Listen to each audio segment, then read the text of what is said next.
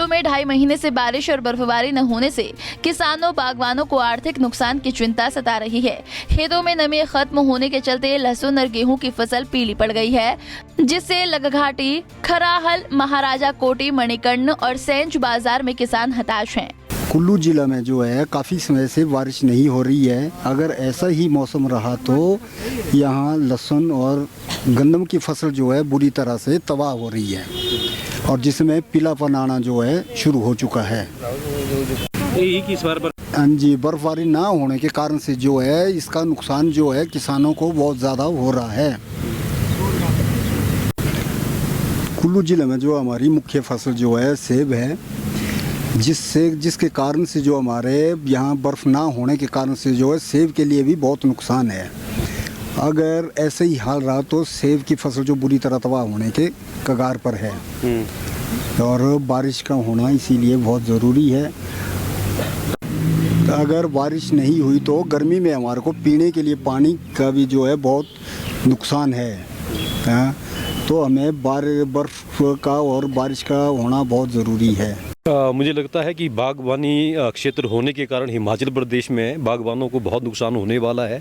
अगर इसी तरह से ही अगर ये सूखा अगर कंटिन्यू आगे रहता है तो हम बागवानों के लिए जो चिलिंग आवर्स बगीचों के लिए होता है वो चिलिंग आवर्स कंप्लीट मुझे लगता है कि नहीं हो पा रहा है, जिससे कि आने वाली फसल में कमी होने की पूरी संभावना है। और सीधे तौर से बागवानी क्षेत्र होने के कारण हिमाचल प्रदेश के बागवानों को निराशा हाथ लगने वाली है, क्योंकि अक्सर जो इस बागवानी के लिए जो होता है कि जनवरी का महीना होता है, जनवरी फरवरी जो हमारे कोल्ड मंथ्स होते हैं, इसमें बर्फ़ का गिरना बहुत ज़रूरी होता है। और बर्फ़ के ना गिरने के कारण जो है टेम्परेचर मेंटेन नहीं हो रहा है। तो मुझे लगता है कि इसका जो है खामियाजा हमारे बागवानों को भुगतना पड़ सकता है और सरकार को भी इस तरफ शायद कुछ ध्यान देने की ज़रूरत है।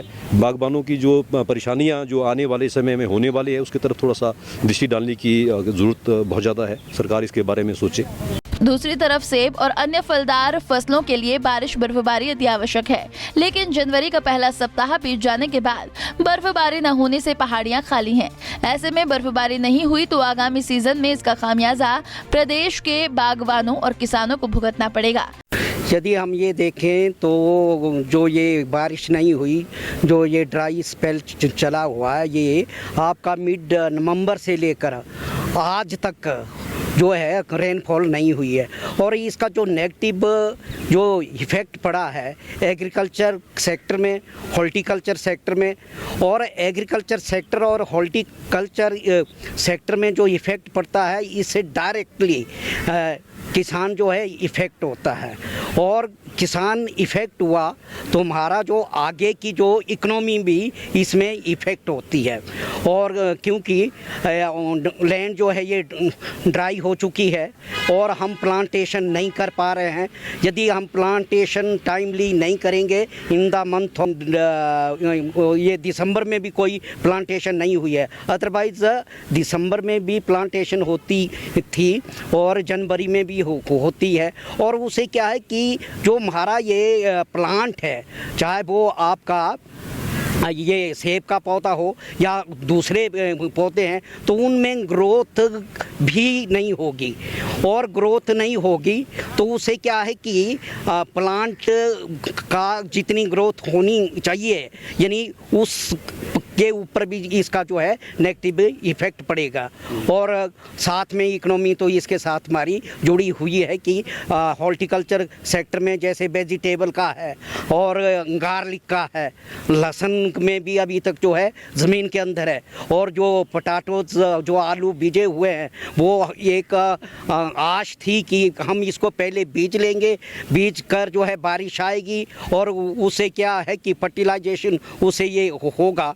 और लेकिन वो ड्राई लैंड में बीजने से, सॉइल में बीजने से वो अंकुरित ही नहीं। पंजाब केसरी टीवी के लिए कुल्लू से दिलीप ठाकुर की रिपोर्ट।